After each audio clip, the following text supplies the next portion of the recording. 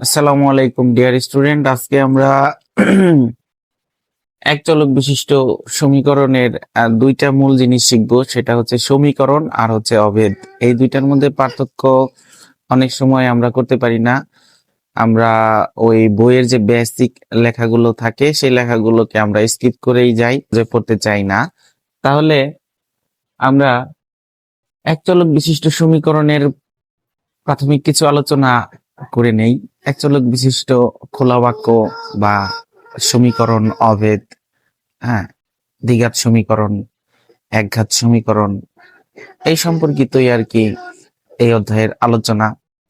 এই অধ্যায়ের আলোচনার মধ্যে যে প্রধান বিষয় সেটা হচ্ছে সমীকরণ।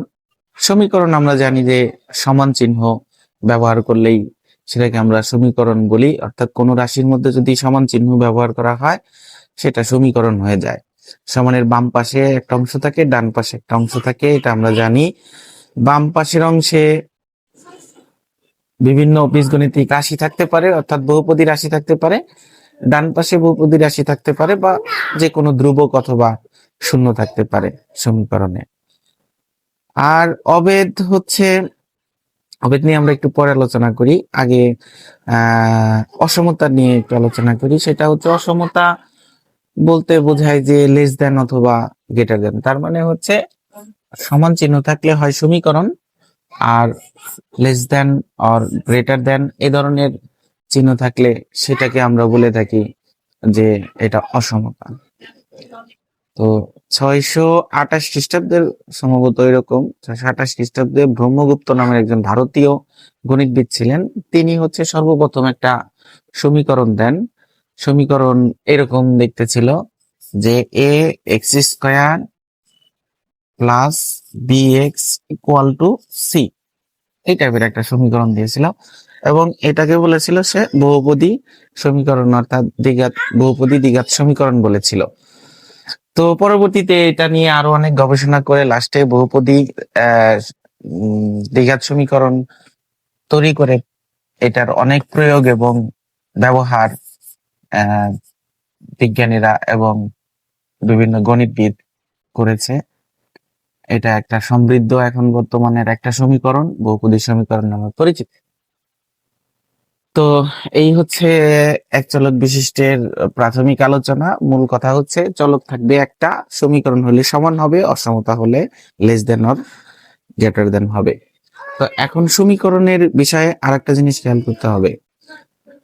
আমরা সমীকরণের ক্ষেত্রে সমান চিহ্ন জানি যে বাম পাশে যে কোনো একটা রাশি হতে পারে, যেমন x square minus 3x plus 6 এই টাইপের। ডান পাশে 0 হতে পারে, অথবা ডান পাশেও যে কোনো একটা এরকম বহুপদী রাশি থাকতে পারে। তো সমীকরণের চলক কিন্তু একটা, এর জন্য বলছি আমরা এক চলক বিশিষ্ট সমীকরণ। চলক একটা কিভাবে? এই যে এক্স, শুধু এক্স, অন্য কিছু নাই, বাকি সব ধ্রুবক অথবা ঘাত, ঠিক আছে? এইগুলারে বলে এক চলক। চলক এগুলারে বলে চলক, এবং চলক এই পুরো সমীকরণের মধ্যে রয়েছে একটাই জন্য এক চলক বিশিষ্ট। এই পুরো এটা হচ্ছে একটা সমীকরণ, এক চলক বিশিষ্ট সমীকরণ। এখন এই চলকের সর্বোচ্চ যে ঘাত থাকবে এটার ঘাত হচ্ছে 1, আর এই এক্স এর ঘাত হচ্ছে 2। এখন তাহলে সর্বোচ্চ ঘাত কত? 2। এই জন্য এটা দ্বিঘাত সমীকরণ।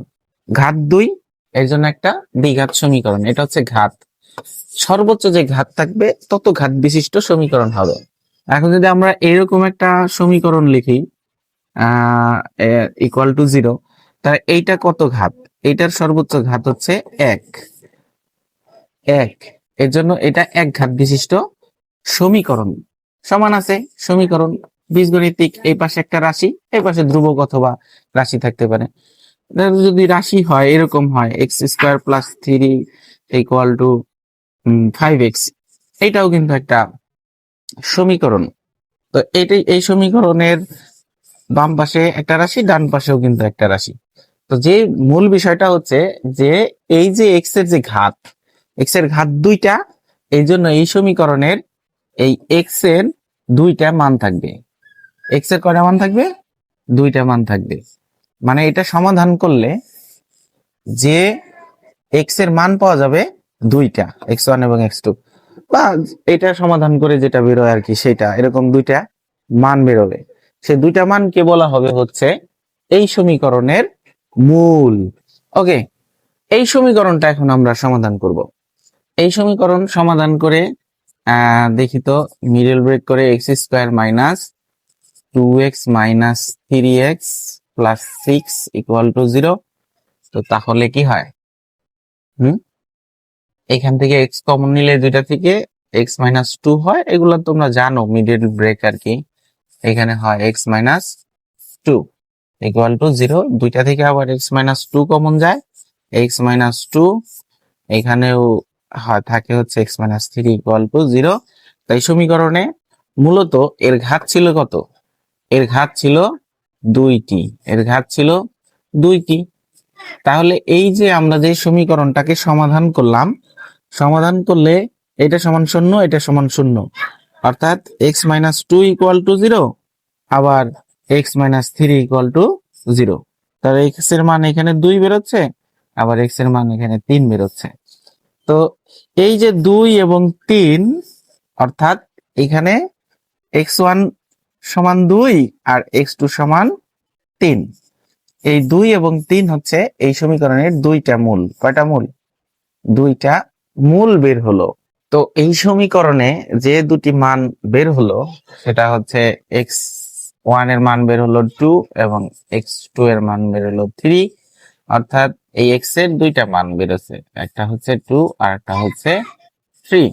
এখন এই 2 এবং 3 যদি এই x এইখানে এখানে প্রতিবার বসাই, তাহলে কিন্তু এই সমীকরণের প্রতি ক্ষেত্রের মান 0 হবে। আমরা একটা ট্রাই করে দেখি, যে প্রথমে 2 এর জন্য আমি বসাই, যে 2 এখানে বসায় দেখি কি হয়। 2 স্কোয়ার মাইনাস 5 গুণ 2 প্লাস 6 ইকুয়াল টু কত আসে, এখানে হচ্ছে 4, এখানে হচ্ছে 5 দুগুণে 10, এখানে প্লাস 6, তো 4 আর এখানে 10, 6 আর 4 10, আর এখানে মাইনাস 10 ইকুয়াল টু 0। তার মানে দেখা গেল যে এই 2 এর কারণে এই বাম পক্ষ এবং ডান পক্ষ সমান হলো, এটা বাম পক্ষ ছিল, এটা হচ্ছে ডান পক্ষ সমান হবে। ঠিক 3 এর কারণে ওইভাবে বসালে বাম পক্ষ এবং ডান পক্ষ 0 হবে। তো তাহলে দেখতে পেলাম কি, যে একটা সমীকরণের চলকের যে সর্বোচ্চ ঘাতের সংখ্যা হচ্ছে 2, এর জন্য দুইটা, এই সমীকরণটা সমাধান করে দুইটা মূল পাওয়া গেছে। এবং সেই দুইটা মূল যদি আমরা এই সমীকরণের বাম পাশের রাশি অথবা ডান পাশের রাশি যে কোনোটায় বসাই, তাহলে সেক্ষেত্রে বাম পাশ এবং ডান পাশ সমান হবে, অর্থাৎ এই দুইটা মান দ্বারা এই সমীকরণটা সিদ্ধ হবে। শুধুমাত্র এই দুটি মান দ্বারাই সিদ্ধ হবে। সমীকরণের মূল কথা হচ্ছে এটা, যে যত ঘাত যত পাওয়ার সর্বোচ্চ থাকবে, পাওয়ার যত সর্বোচ্চ থাকবে, সেটা দ্বিঘাত হলে দুইটা মান বেরোবে, দুইটা মূল বেরোবে, সেই দুইটা মূল দ্বারা এই সমীকরণটা সিদ্ধ হবে। এখন অবেদের ক্ষেত্রে বিষয়টা একটু ভিন্ন। অবেদের ক্ষেত্রে বিষয়টা কি, অবেদের ক্ষেত্রে হচ্ছে যে একটা গাণিতিক খোলা বাক্যের মধ্যে বাম পাশে এবং ডান পাশে একই ঘাত বিশিষ্ট বহুপদী রাশি থাকতে পারে, সেটাই হচ্ছে অবেদ। এবং অবেদের আর একটা কথা হচ্ছে, যেমন একটা সমীকরণের চলকের যে মান দুইটা বেরোলো, অথবা একটা বেরোয়, এক ঘাত বিশিষ্ট হলে একটা বেরোবে, দ্বিঘাত বিশিষ্ট হলে দুইটা মান বেরোবে, এবং ওই দুইটা দ্বারাই সমীকরণ সিদ্ধ হতো। এবং এই ক্ষেত্রে একটু ভিন্ন, এই ক্ষেত্রে দুইটা না, অনেকগুলো মান দ্বারাই এই সমীকরণ বা এই অভেদ সিদ্ধ হতে পারে। অর্থাৎ এইটা মূলত ধরো এইরকম, যদি একটা আমরা জানি এরকম একটা সূত্র লিখি আমরা, A square plus 2ab plus B square. এখানে কিন্তু ঘাতের সমানের বাম পাশে যে ঘাত এবং ডান পাশে কিন্তু প্রায় একই ঘাত, যার কারণে এইটা কিন্তু একটা অভেদ। আবার এটা কিন্তু সমীকরণও, যেহেতু সমান দিয়েছি সমীকরণ, এটা মূলত অভেদ বিধায় হচ্ছে তিনটা দাগ এরকম করে, এটা ইকুইলিব্রিয়াম বলা হয়। ইকুইলিব্রিয়াম বলা হয়। তো বাম পাশ এবং ডান পাশ ইকুইলিব্রিয়াম মানে অভেদ, কোনো ভেদাভেদ নাই আর কি, একই রকম দেখতে। কিন্তু এই ক্ষেত্রে এ এবং বি এর আলাদা আলাদা একই ধরনের মানের জন্য কিন্তু এই ডান পাশ এবং বাম পাশ সব সময়ের জন্য স্যাটিসফাই করবে, সমান হবে, সিদ্ধ হবে। এটা শুধুমাত্র দুইটা, এর সর্বোচ্চ পাওয়ার 2 দেখে দুইটা মানের জন্য সিদ্ধ হবে এমন না, এখানে অসংখ্য মানের জন্যই সিদ্ধ হবে, বাম পাশে এবং ডান পাশে। এবং প্রতিবারে যে মানগুলো নিব, বাম পাশে আমরা সেম মান বসাবো, ডান পাশে সেই মানটাই বসাতে হবে। এভাবে প্রতিবারের মান চেঞ্জ করতে করতে আমরা প্রথমবারে আমরা ধরি a = 2 বসালাম এবং b = 3 বসালাম। এটা গেল প্রথম রাউন্ড। এখানে a2 b3 বসাও, এইখানে ডাইনেও a b এর মান 2 এবং 3 বসাও, দেখো বাম পাশ এবং ডান পাশ সমান হবে ক্যালকুলেশন করে। আবার যদি a = 3 এবং b = 4 বসাই, এইটার জন্য কিন্তু আবার বাম পাশ এবং ডান পাশ সবসময় সমান হবে, ঠিক আছে। এবং রাশিগুলো দেখতে কিন্তু একই রকম, এটাও দ্বিঘাত এটাও দ্বিঘাত, এর জন্য বলছে কোনো ভেদাভেদ নাই, তার জন্য এইটারে বলে অভেদ। কোনো ভেদাভেদ নাই বিধায় হচ্ছে এটাকে বলে অভেদ। সমীকরণে কিন্তু ভেদাভেদ ছিল, বাম পাশে ফুল একটা রাশি দেখা গেছে দ্বিঘাত সমীকরণ অথবা একঘাত সমীকরণ, ডান পাশে ধ্রুবক থাকতে পারে, শূন্য থাকতে পারে, শুধু সমান থাকলেই সমীকরণ বলেছি। কিন্তু অভেদের ক্ষেত্রে কিন্তু আমরা এই দুই পাশে একই ধরনের রাশি থাকতে পারে, একই ধরনের ঘাত থাকবে, এটাকে ইকুইভ্যালেন্ট নেবে। তাহলে এটাও কিন্তু এক ধরনের সমীকরণ, যেহেতু মান দ্বারা সিদ্ধ হয়েছে, বাম পাশ এবং ডান পাশ সমান, অতএব আমরা এই ইকুইভ্যালেন্ট চিহ্নটা খুব বেশি লিখি না, এজন্য আমরা এখানে লিখি হচ্ছে সমান। কারণ কারণ একটাই হচ্ছে সকল অভেদই একটা সমীকরণ, কিন্তু সকল সমীকরণ কিন্তু অভেদ নয়, এটা মাথায় রাখতে হবে।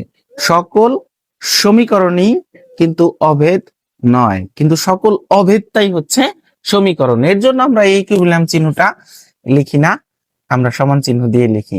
আর বীজগণিতের যত সূত্র আছে সবগুলোই মূলত হচ্ছে অভেদ, আর বীজগণিতের যত সূত্র আছে সবগুলোই মূলত হচ্ছে অভেদ। সমীকরণের ঘাত সম্পর্কে একটু দেখবো, যে সমীকরণের ঘাত কি। এটা তোমাদের নিশ্চয়ই এখন আর খুবই সহজ হয়ে গেছে যে বিষয়টা কি। মানে হচ্ছে একটা চলক থাকবে, চলকের যে চলকের যে সর্বোচ্চ পাওয়ার থাকবে সেই বা ঘাত থাকবে, সেটাই হচ্ছে সমীকরণের ঘাত। তো এটার পাওয়ার হচ্ছে 2, তাহলে এটা হচ্ছে দ্বিঘাত সমীকরণ। যদি এরকম কোন সমীকরণ হতো 4x + 3 = 9, তাহলে কিন্তু এই সমীকরণটা হয়তো একঘাত সমীকরণ, কারণ এই x এর পাওয়ার হচ্ছে 1, ঠিক আছে। এটাই হচ্ছে সমীকরণের ঘাত। এরপরে আসবো আমরা একচলক বিশিষ্ট দ্বিঘাত সমীকরণ। তার মানে এইটাই, ax² + bx + c = 0। এটা হচ্ছে চলক কিন্তু একটাই, x, এই দুইটা হচ্ছে চলক, তাহলে এটা এক চলক, পুরা এই সমীকরণটাই হচ্ছে এক চলক। তো চলকের ঘাত, সর্বোচ্চ ঘাত কত? 2, তাহলে এক চলক গেল বিশিষ্ট, ঘাত দুইটা, দ্বিঘাত, আর এটা একটা সমীকরণ, এক চলক বিশিষ্ট দ্বিঘাত সমীকরণ, সোজা হিসাব। তাহলে এখন তো আর বোঝার বাকি নাই যে কোনটা এক চলক বিশিষ্ট একঘাত সমীকরণ আর কোনটা এক চলক বিশিষ্ট দ্বিঘাত সমীকরণ। এটা ত্রিঘাতও হতে পারে। এখানে যদি x এর সর্বোচ্চ পাওয়ার 3 হয়, x এর সর্বোচ্চ পাওয়ার যদি 3 হয়, এরকম কোন একটা সমীকরণ থাকে, সেই ক্ষেত্রে কিন্তু এটা এক চলক বিশিষ্ট ত্রিঘাত সমীকরণ, মানে ঘাত 3টা, ঠিক আছে। তো এই গেল। এখন দ্বিঘাত সমীকরণ মূলত যেই সমীকরণ, এইটাই এক চলক বিশিষ্ট দ্বিঘাত সমীকরণ, এইটাই হচ্ছে দ্বিঘাত সমীকরণ, যে ax² + bx + c = 0। এইটাই হচ্ছে দ্বিঘাতের একটা মূল সমীকরণ। কিন্তু এই দ্বিঘাত সমীকরণ একটা বিষয় কিন্তু অবশ্যই খেয়াল রাখতে হবে, যে এখানে a ≠ 0, মানে এর মান 0 হওয়া যাবে না। অর্থাৎ যে চলকের সর্বোচ্চ পাওয়ার 2, যার জন্য আমরা দ্বিঘাত সমীকরণ বলছি, তার পাশেই যদি মান যদি 0 হয়ে যায়, তাহলে তো এই ঘাতটাই থাকে না, এই পুরা রাশিটাই তো থাকে না, এটাই তো 0 হয়ে যায়, তাই না? এই এর মান যদি 0 হয়ে যায়, তাহলে তো এর এইটা দিয়ে গুণ করলে এই পুরা রাশিটার মানই 0, তার মানে রাশিটা থাকতেছে এইরকম, সেটা তো আর দ্বিঘাত হচ্ছে না, সেটা হয়ে যাচ্ছে একঘাত সমীকরণ। দ্যাটস ওয়াই এখানে a ≠ 0, এটা কিন্তু থাকতেই হবে, যে এর মান 0 হওয়া যাবে না। তো এইরকম দেখতে যে কোনো সমীকরণই হবে দ্বিঘাত সমীকরণ। তো নবম দশম শ্রেণীর এই এক চলক বিশিষ্ট সমীকরণে এই ছিল মূলত আজকের ছোট্ট একটা আলোচনা। আশা করি তোমরা সমীকরণ এবং অভেদ এবং একঘাত, দ্বিঘাত, ত্রিঘাত বিষয়টি অত্যন্ত ক্লিয়ার হয়েছে। ধন্যবাদ সবাইকে।